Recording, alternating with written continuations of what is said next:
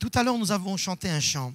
Et merci Seigneur, parce qu'à chaque fois que je prends la parole, je voudrais que le Seigneur confirme là où je vais dans le monde.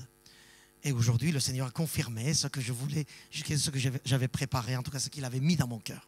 C'est le psaume 91. 91, si vous avez vos Bibles, si vous ne connaissez pas par cœur votre Bible, vous pouvez ouvrir votre Bible au psaume 91. Alléluia. Mes frères et sœurs, ça va?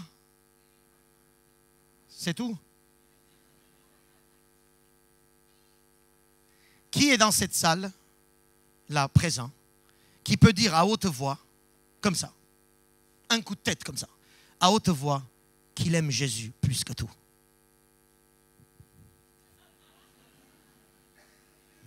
Quoi? 4 personnes? Que des voix s'élèvent de cette église, qu'on aime Jésus. Vas-y. Ben oui, vas-y. Alléluia. De tout, attention, hein, plus que tout, hein. Alléluia. Je ne t'ai pas vu, mais je t'ai entendu. Gloire à Dieu. Voilà. C'est bon, hein. Par là, quelques personnes? Amen, amen. N'aie pas peur de dire ça, hein. Il y en a qui ont peur, hein. Plus que tout, attends, qu'est-ce que ça veut dire? Attends, il y a ma femme. Ou ma belle-mère. Il y a ma fille, il y a mon fils, il y a l'argent, il y a le travail, il y a la maison. Non, non, plus que tout, attends. C'est ton problème. Celui qui ne m'aime pas plus que tout ne me mérite pas, dit le Seigneur. Oh, combien de fois je dois me convertir là-dessus, me repentir sur ce mot. Seigneur, est-ce que tu es au centre de ma vie? Quand je fais ça, ça veut dire est-ce que vous êtes d'accord, hein? Peut-être que vous n'avez pas l'habitude. Hein? Quand je fais ça, est-ce que vous êtes d'accord? Tu peux dire oui, tu peux dire non, comme tu veux. Psaume 91, un verset. J'ai prêché là-dessus la semaine dernière à l'église, chez nous, mais la caméra est tombée en panne technique. Hein? Donc du coup, ce n'est pas du tout enregistré. Donc là, je vais encore dire, pour que ça soit enregistré. D'ailleurs, ça enregistre, n'est-ce pas? Alléluia. Merci Seigneur. Merci pour votre travail média. Vous faites un travail extraordinaire. Le verset commence avec un titre extraordinaire. Il dit, celui qui demeure. Où ça? Sous l'abri. De qui? Alors très haut. Très haut. Ça veut dire il n'y a pas plus qu'haut que lui. Hein? Amen. Celui qui demeure sous l'abri du très haut. Qu'est-ce qui lui arrive? Le verset il dit quoi? Il dit il se repose du Tout-Puissant. Très haut, Tout-Puissant. Ça veut dire qu'il n'y a pas plus fort que lui. Il n'y a pas plus haut que lui. Ça veut dire que si jamais, regarde bien, si jamais tu vis ce verset-là, un seul verset dans la Bible, je ne te parle pas des autres, hein, un seul, celui-là. Si jamais tu vis ce verset-là, je t'assure, tu deviens quelqu'un qui donne envie à ce monde. Parce que les gens cherchent l'abri, la sécurité et le repos, la tranquillité. N'est-ce pas?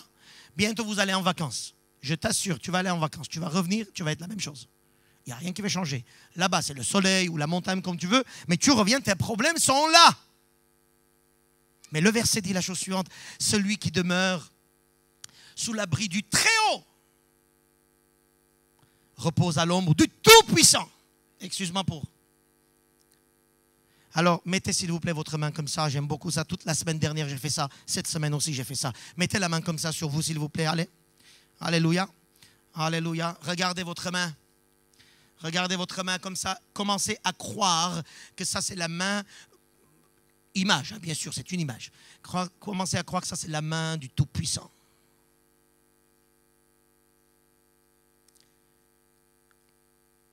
Et je suis dedans. Sous la main.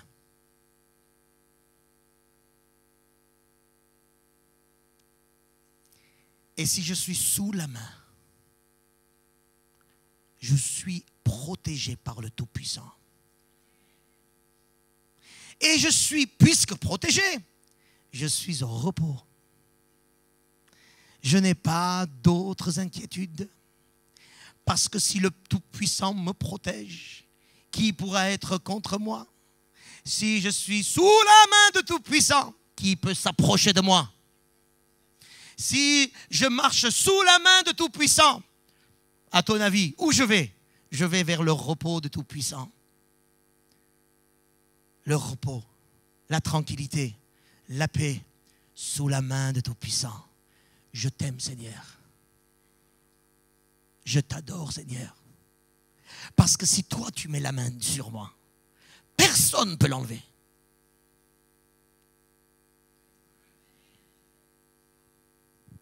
C'est un fait, ce que je vous dis. Et je vous dis, s'il vous plaît, ne priez pas pour ça. C'est un fait. Vivez-le. Ne dis pas, Seigneur, que je puisse me reposer sous ta main. Celui qui demeure. On rentre à un moment donné sous la main de Dieu. Quand est-ce que on rentre? Mais par la conversion, par le baptême, les amis. Parce que j'ai compris, vous avez compris, et nous avons compris que c'est là-dedans que les choses se passent. Pas là. Alléluia. C'est un fait. C'est une réalité. Croyez un peu à ce verset-là. C'est une réalité. C'est une, c'est une affirmation. Ce n'est pas si tu doutes pas, c'est ton problème. Mais ça, c'est la vérité. Celui qui demeure se repose. Celui qui demeure sous le Seigneur, il se repose dans le Seigneur. C'est un fait. Ce n'est pas du tout des réflexions théologiques, là. C'est pour ça, s'il te plaît, mets en sourdine ton raisonnement un peu ce matin. Hein? Ton raisonnement bidon, parfois qui nous dit, ouais, mais bon, ça va, c'était écrit il y a quelques années. Est-ce que c'est sûr que c'est pour moi? Ça, c'est les raisonnements bidons qui sont inspirés par notre incrédulité et par l'ennemi. Mais la parole dit, celui qui déclare, vit la déclaration.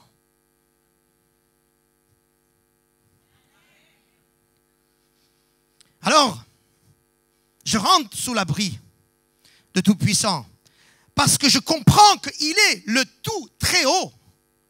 Parce que je sais que moi, je suis sous sa main et non pas sur sa main. L'orgueil, hein?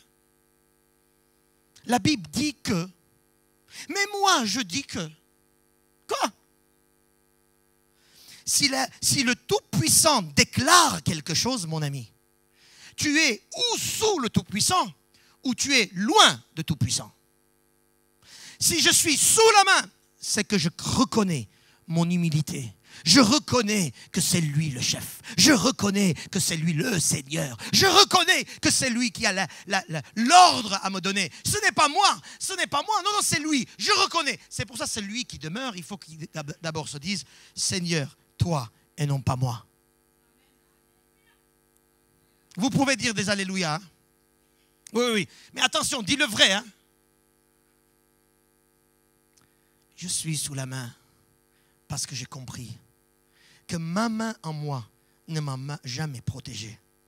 Que la main des pasteurs, que la main des gens, que les mains des puissances de cette terre ne m'ont jamais apporté le repos. Que la main de mon pognon et de mon argent ne m'a jamais apporté le repos. Même pas ma sécurité, même pas ma santé ne m'amène pas de repos. Le seul abri, le seul repos, c'est celui qui dit et les choses arrivent. C'est lui qui proclame et les choses changent. C'est lui qui donne et ça sera donné. C'est lui qui ouvre et les choses s'ouvrent. C'est lui qui ferme et les choses se ferment. Lui, j'aime bien me mettre sous sa main parce que c'est là ma place de la création et non pas du créature. Je ne suis pas un créateur, je suis une créature de celui qui dit, toi, ta vie est avec moi. Alléluia. Mes frères et sœurs, oui, celui qui se met sous la main de Tout-Puissant, celui qui met à l'abri, à l'ombre de ses ailes, il se repose. C'est une promesse. Reposer veut dire quoi? Reposer veut dire, écoute, tu sais quoi? Je n'ai pas d'inquiétude. C'est une folie de dire ici maintenant, en 2017, en Occident, de dire je n'ai pas d'inquiétude. Normalement, quelqu'un qui dit je n'ai pas d'inquiétude, tu dis écoute, je vais te donner un numéro de téléphone d'un psy qui va t'aider. Parce que ce n'est pas normal quelqu'un qui n'a pas d'inquiétude. Moi, excusez-moi, je lis ici le mot reposer. Et ce mot, le repos, vient de l'Ancien Testament, dans le Nouveau Testament, jusqu'à le dernier verset de la parole. Je veux dire, la dernière partie de la parole. Je me repose. Jésus a dit, je vous donne ma paix. Dans Hébreu, il est dit, j'entre dans le repos de Dieu. Quand? Maintenant. Le jour où je rentre sous sa main puissante. Je ne vois pas vos sourires et tout ça, parce qu'il y a la lumière. Mais j'espère votre sourire, c'est... J'espère c'est... Oui. J'espère c'est ça. Si ce n'est pas ça, pose-toi la question. Pose-toi la question. Ça veut dire que ton raisonnement est en train de te travailler, ton raisonnement. Non, le raisonnement, non, tu es soumis à la main de Tout-Puissant. Parce que je marche par la foi et non pas par mes sentiments et par la vue et par ça ou par ci. Non, je marche par la foi de la parole de Dieu. Et mes frères et sœurs, l'Église de Jésus-Christ a besoin de revenir à la parole et de croire de toute sa vie à la parole. Pas seulement comme ça de parole, hein? Pas pendant la prédication, non, dans la vie de tous les jours, là où tu es là, demain, tout à l'heure, là où tu es, c'est là que tu as besoin de dire la main puissante de Dieu. Je demeure, je rentre. Oui, j'ai plein de problèmes de santé, plein de problèmes d'argent, problème ça, problème ci, problème ça. Non, mais je me repose en lui parce que je sais qui il est. Alors, vous savez parfois pourquoi on est déçu. Ou même, parfois, on dit oui, je crois, mais. Ça vous est arrivé de dire ça il n'y a pas longtemps? Je crois, mais. Voilà. Parce que nous ne demeurons pas, nous visitons. La différence entre demeurer et visiter? Dimanche matin, lundi soir, cellule de maison, au travail, prière, belle-mère.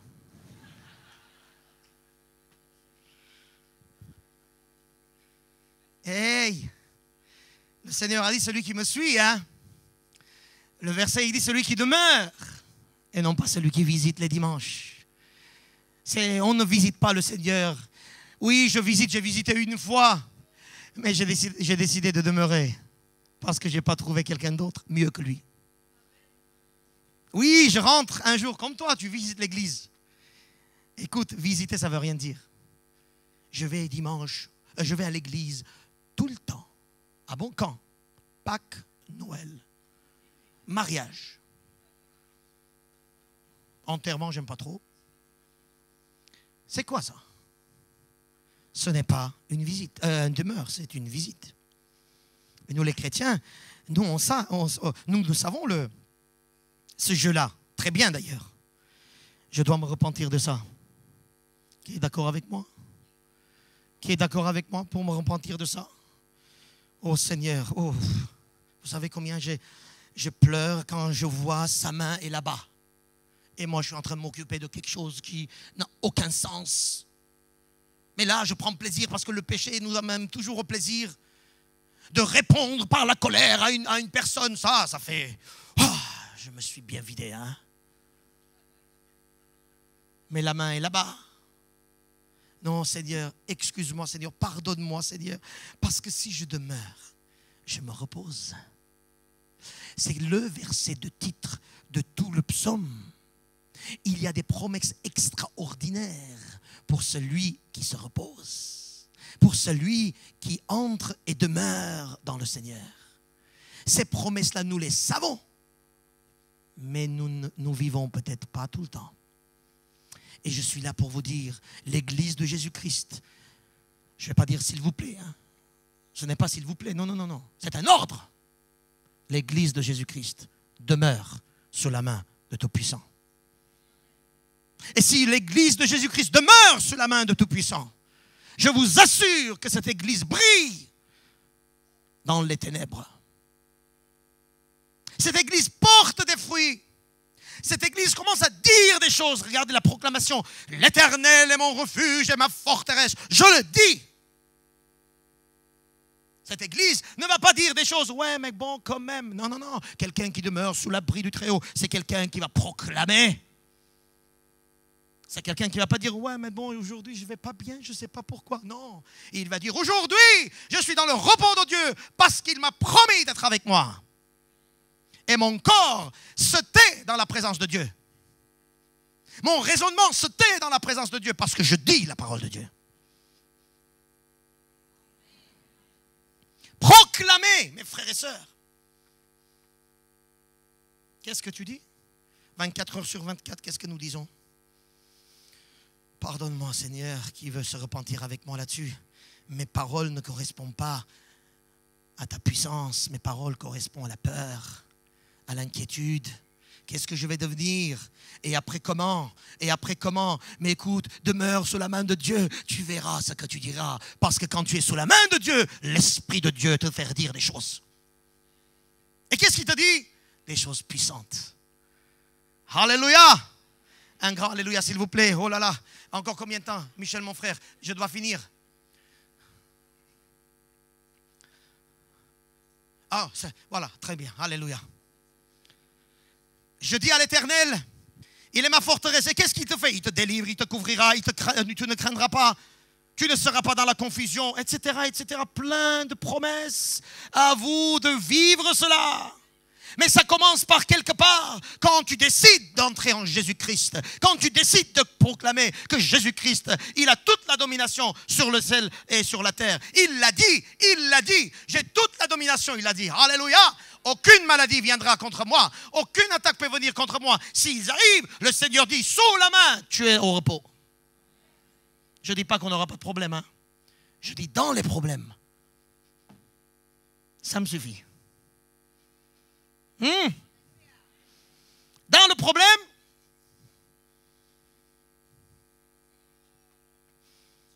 bravo mon fils.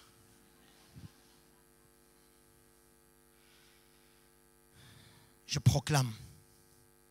Il y a une deuxième chose que je dois faire. C'est de faire ce que je proclame. Verset 9, il dit, je fais, Seigneur. Le mot, j'aime beaucoup ici. Pas seulement de dire, hein, comme nous, les évangéliques, nous savons bien dire les choses. Parfois, nous ne faisons pas ce que nous disons. Le Seigneur est mon berger, je ne craindrai rien. Voilà une parole. Nous l'avons dit. Alors, est-ce que tu fais? Comment je fais? Je montre que je ne crains vraiment rien. Si tu as vraiment cru, proclamé par ta parole, que sous la main de Dieu, sous la puissante main de Tout-Puissant, je suis au repos, je dois le montrer à moi-même d'abord. Ce que je vous dis là, je vous assure que dans la semaine, il y aura plein de problèmes. En me disant, regarde, dimanche, qu'est-ce que tu as prêché? Et là, tu es en train de t'inquiéter? T'as vu? Tu es qu'un bon parleur. Ah ben là, je dois dire, ben non, attends. Oui, j'ai prêché. Oui, j'ai proclamé. Oui, j'ai dit que sous la main puissante de Dieu, je suis au repos. Oui, je l'ai dit. Alors maintenant, je le fais. Quand l'inquiétude arrive, je dis, inquiétude. Excuse-moi pour le terme. Dégage.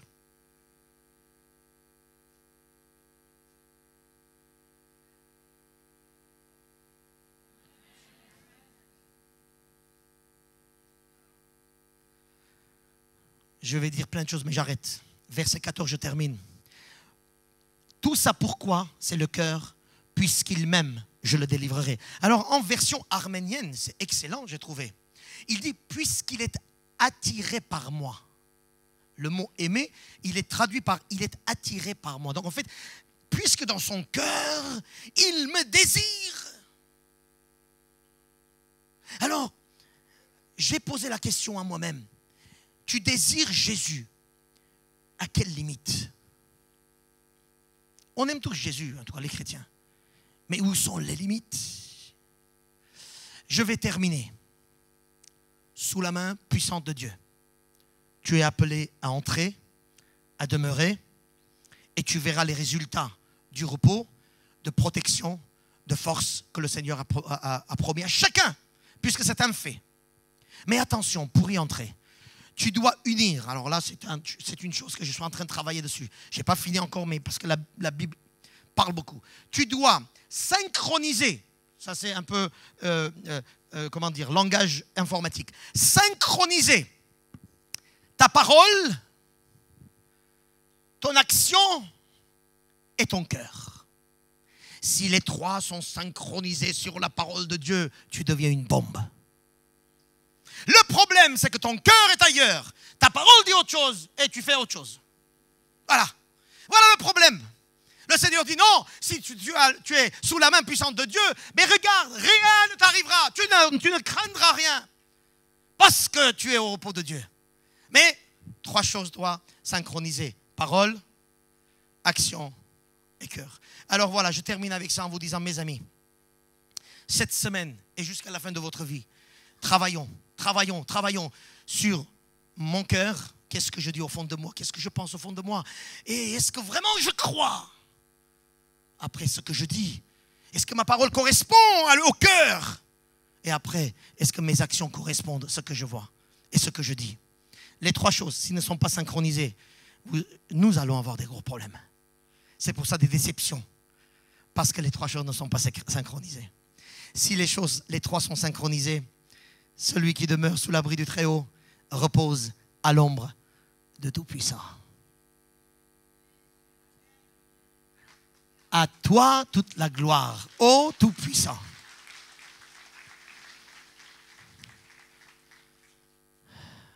Merci Seigneur. Le temps de conclusion de prière, je laisserai au pasteur de le prendre la suite.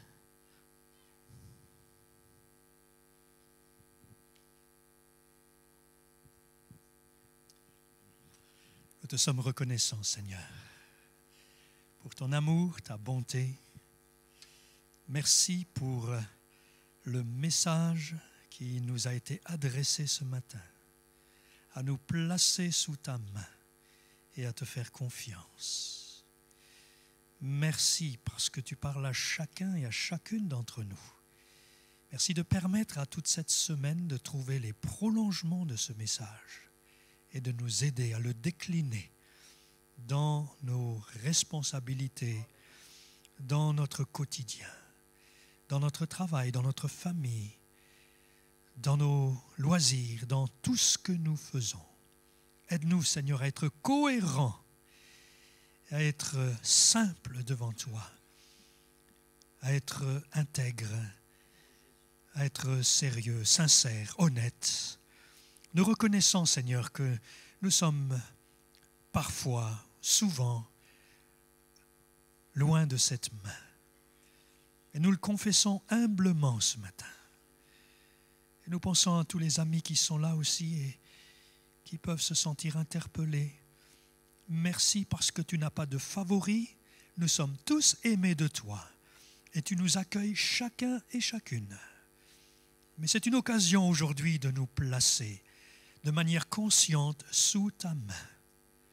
Cette main qui est bénissante, cette main guérissante, cette main protectrice, cette main qui pourvoit à tous les besoins en Jésus-Christ. Merci Seigneur pour cette pensée forte d'aujourd'hui dans laquelle nous voulons aller toute cette semaine et dans la suite. Accompagne également les baptisés, accompagne ton Église, accompagne nos amis et ceux pour lesquels nous te faisons confiance. Merci pour ta parole, elle est la vérité. Elle nous fait grandir et progresser avec toi. Et elle te permet aussi de faire en sorte que nous te ressemblions. Merci. De tout cœur, merci Seigneur. Amen. Amen. Merci.